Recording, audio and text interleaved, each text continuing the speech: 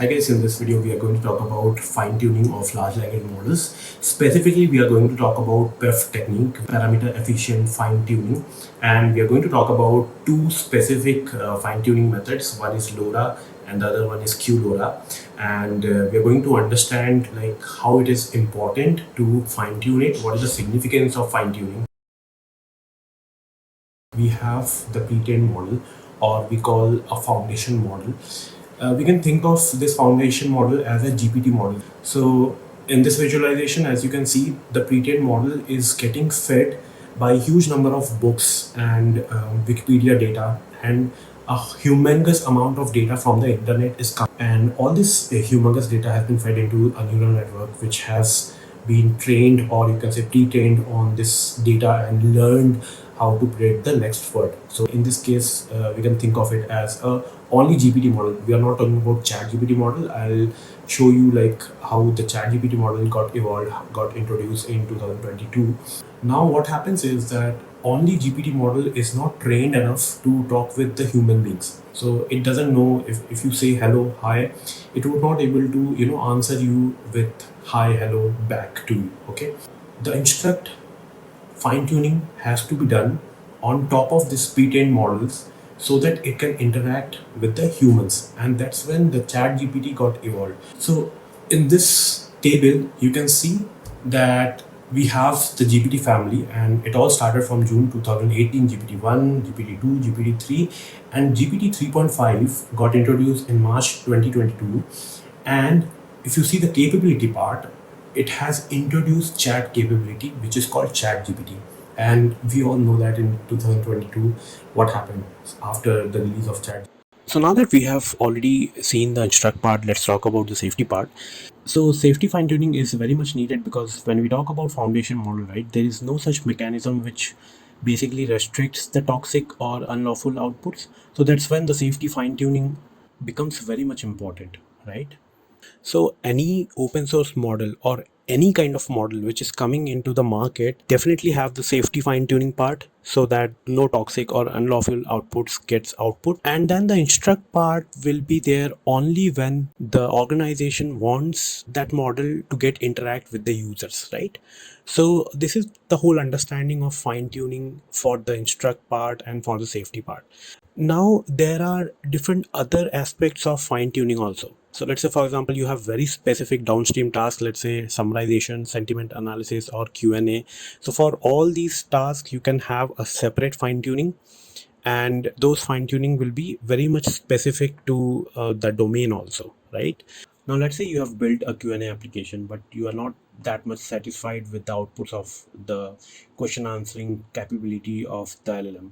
So what you can do is basically you can fine tune your large language model on a domain specific data set, which you only have, because it's a customized data, and there is very much possibility that that particular data set foundation model might not have seen that particular data which you have in the medical line, right? That could be a reason like why your question answering application is not giving you a satisfied answer, right? Okay, so in this slide we can see that we have a very simplistic form of neural network where we have inputs and it gets summation, and then basically we have the activation function and we get the output. The basics of neural network is that we will have weights in the neurons, and all these weights will get basically updated, and that this gets updated in each and every epochs, and epochs is basically nothing but the forward and backward propagation of the network, right?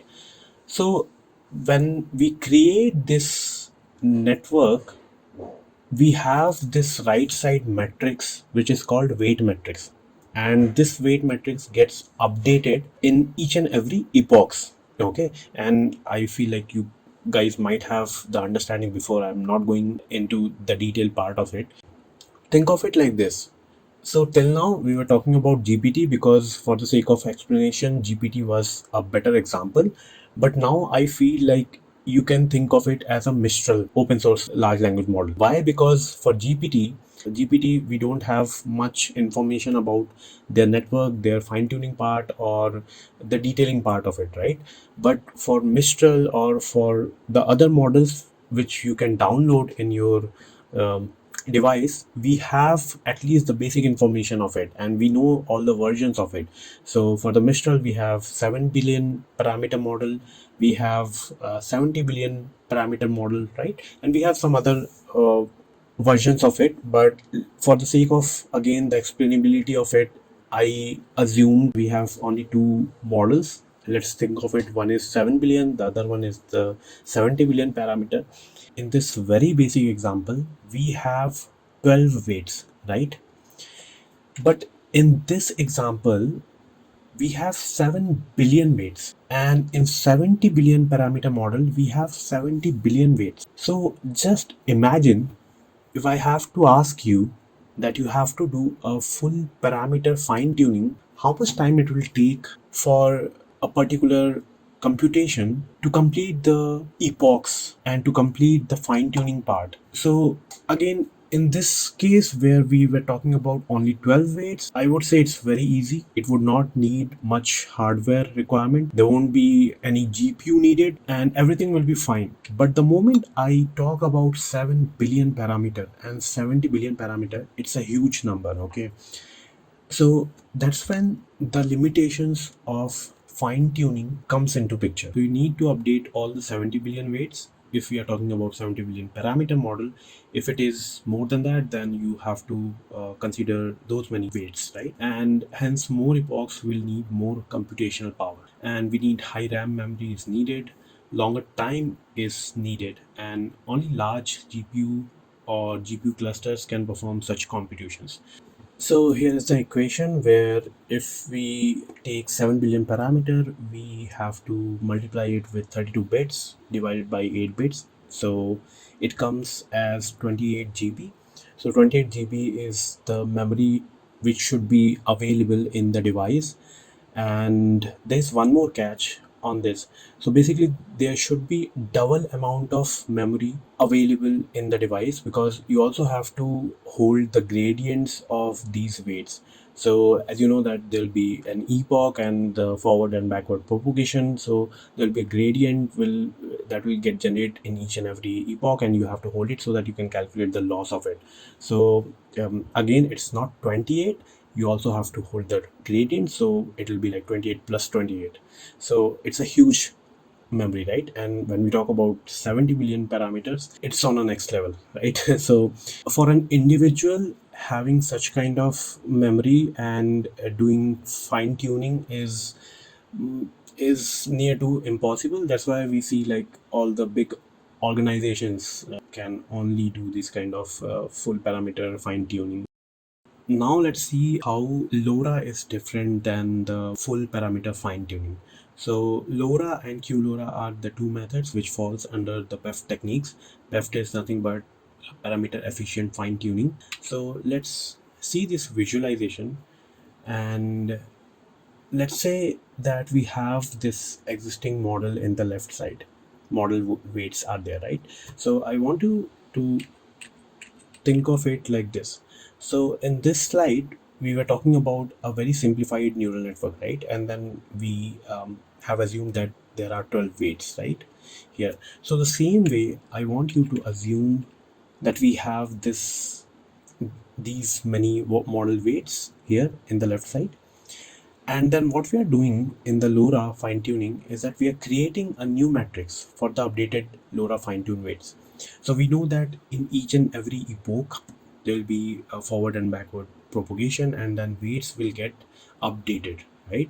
So that updated weight is not going to add in the existing model weights, but it's going to get added or get saved in a new matrix. Okay, and then what is going to happen is that we are going to freeze the existing model weights, so we are not going to touch this entire matrix. Okay, and we will only save the updated weights in the new matrix, right? So new matrix for the updated LoRA fine-tuned weights. You can ask me that, okay, so we were talking about such a huge RAM requirement, right? Now we have doubled it. That means it's not only that we have the model weights, we have the new weights also, and then on top of that we are also calculating the gradients. So it's like huge amount of RAM or memory is needed, right? So as per LoRA paper, which is low rank adaptation of large language model, we do something like this. So instead of using the whole matrix, we are using the matrix decomposition method, and that's where the whole magic is happening.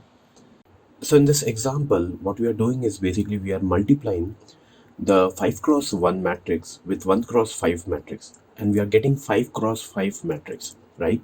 So it's like you're multiplying two small values and you're getting a significantly bigger value, right? So think of it, in our case, we were talking about 7 billion parameters, we were talking about 70 billion parameters of Mistral. With this particular matrix decomposition method, we have saved so much of memory. And what happens is when we talk about rank 2, so in rank 2, what is happening is, as you can see, we have 5 cross 2 and 2 cross 5 matrix. But the end result is still 5 cross 5. But the precision is higher. Why? Because in rank 2, we are providing more information and hence we are getting the end result with a higher precision.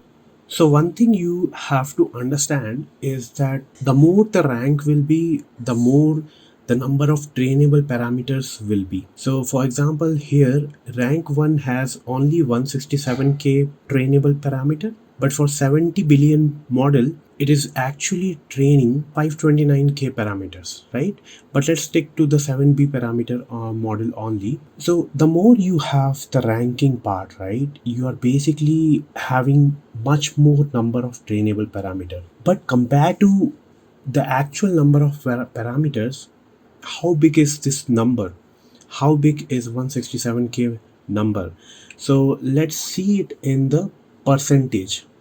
So in the percentage, we see if we have rank 1, we are not even, doing 1% or even 0.01% of training. But if we increase the rank, we are gradually increasing the percentage of trainable parameters. So you see in 512 rank, we were basically updating the number of parameters 86 million. But if you see the same number in percentage, it's just 1.22%. So it is significantly very less than the actual number of training parameters which are available in the model matrix, right? So guys, that was the crux of LoRA fine tuning. So we have seen, like, with such a small number of trainable parameters, how we can achieve high precision models, right? So now if we compare the full parameter fine tuning disadvantages, which we already talked about, we can see that we have significantly overcome all those issues, right? So we don't need to update all the billion weights, and we don't need high RAM, we don't need longer time, and we don't need the GPU clusters. We do need it, but it all depends like what kind of use case we have. If we are dealing with huge number of parameters, then definitely we need it. But significantly, you can see like how much we have reduced the requirement part, right? So QLoRA is basically LoRA over the quantized large language model. So think of it like this. So large language model loaded using a low precision data type in the memory. So in the previous examples, right, when we were talking about full parameter fine tuning, we were talking about weights, right? So all those weights were 32-bit format. But in the LoRa, what we learned is how, with the help of matrix decomposition, we can reduce the footprint of memory, right? Now, let's take this thing one step further. So what we are doing is, not only we are using the LoRa, we are doing the matrix decomposition. But on top of that, we whatever bias or whatever weights or whatever the activation functions which we are going to use will be in 4-bit format, not in 32-bit, not in 16-bit, but in 4-bit format, right? So think of it like how we have significantly reduced the memory footprint of it. And with the help of this, we can fine tune it using a single GPU, or we don't need that much powerful hardware, right? So we don't even need the consumer GPUs. So this is basically the crux of QLoRA. Now let's talk about the implementation part of LoRA and QLoRA and how both are different in the implementation. So as you can see in the left side, we have two networks. One is for LoRa, the other one is QLoRA. So the basic difference, as I said, is the bits. So in the LoRa, the weights, the bias, the activation, everything is either in 32-bit or 16-bit or 8-bit, right? When we talk about QLoRA, all these values, be it weights, be it summation, be it activation, everything will be in 4-bit normal float or in 8-bit normal float, depending on which configuration we want to go with. But in general, we always talk about 4-bit normal float. So when we see the implementation part for the LoRa, we can see that this example where we have taken auto model for causal LM, where we are loading the model, we are passing the model name. But in QLoRa, what we are doing is we are also using the bits and bytes config package, and we are saying like load in 4-bit equals to true, 4-bit BNB 4-bit use double quant true. We are going to go through all these things like what is double quant, what is the quant type of NF4, and all these things. But let's understand the implementation part first. So we are saying use double quant equals to true. 4-bit quant type is NF4, which is normal float, and BNB 4-bit compute data type is Dodge bfloat 16. Okay, so once we have this bits and bytes configuration ready, we pass it to model for causal dot for from pre-trained, right? But you see the rest implementation is almost same. So we are basically using the training argument, and then we are creating the LoRa config. So once the bits and bytes configuration is ready, right, we pass it on to the auto model for causal dot from pre-trained. So that's where the model gets loaded in 4-bit, and that's the only difference between LoRa and QLoRa, where you are basically in the LoRa, you are basically loading larger model because the bits which we have used is larger. And for the QLoRa, you have basically used the compressed version of the data type, which is NF4, and that's why the memory footprint is also less. Apart from that, if you see, the whole implementation is same, right? So here also you are basically creating the LoRa config. You're going to use this particular code for both the implementation, be it LoRa, be it QLoRa, right? And if I talk about some hyperparameters, so you can see this LoRa configuration has few hyperparameters, right? So let's talk about it one by one. So when we talk about LoRa alpha, it is 16. So what is LoRa alpha? It controls the learning rate specific to the LoRa parameters. So in this case, it is 16. That suggests a relatively high learning rate. Okay. Dropouts is nothing but the regularization technique to prevent overfitting by randomly, setting a fraction of the output units to 0 during training. R equals to 64. So as we have gone through the whole LoRa explanation, right, there we were talking about rank. So R is nothing but rank. Okay, so it represents the rank of the low rank matrix in the LoRa. A lower rank means fewer parameters and less computational cost, but potentially less capacity to learn complex patterns. But here you can see it's 64, which is significantly more than what we usually use. So we usually, if you see, right, I mean, in most of the cases, there are a few cases where I have used R equals to 2 also, and it worked because the use case was very simple. But in this example, there might be some complex tasks, some complex patterns. That's why we went for R equals to 64. So in this use case, bias is none, and task type is causal LM. So this defines the type of task the model is being configured for. And causal LM indicates that the model is set up for causal language modeling, where each token can only attend to its left context of it. Okay. And then we are basically creating the SFTT trainer, which is nothing but the supervised fine-tune trainer. We are not going to go into much detail because I'm going to come up with one more video where we are going to talk about the implementation part in more detail. So let's try to understand what you were talking about, right? We were talking about double quant, we were talking about the NF4. So 4-bit normal format is basically a quantized form of higher bits. Okay, so the 32 bits got compressed into 4 bits, or 16-bit got compressed into 4 bits. So I would suggest to go through this blog, which is making LLMs even more accessible with bits and bytes, 4-bit quantization, and QLoRA. So these are all the researchers who came up with the 4-bit normal format. So they have also explained all the different formats. For example, float 32, float 16, float 8, and the two versions of float 8. Here you can also get some understanding like what is quantization and how the compression logic happens on the 32-bit or even for the 16-bit, right? And how it gets compressed into a very small 4-bit format, right? So it's a very good blog. It's a very informative blog. I would suggest you guys to go through it and get the better understanding of the quantization. So what is double quantization? So it is nothing but basically we are quantizing the already quantized constants or information. For instance, let's say your original quantization process have used 8-bit, right? Now what you are doing is you are quantizing that 8-bit also into 4-bit. So you have substantially, reduced the required memory. Okay, so during this whole process, right, during this whole fine tuning, what happens is that the GPU, the memory spikes will be coming on a regular basis. To reduce these GPU spikes, we have the paged optimizers. So what paged optimizers are used for is to address the memory spike so that they can reduce the number of spikes which comes during this whole fine tuning process.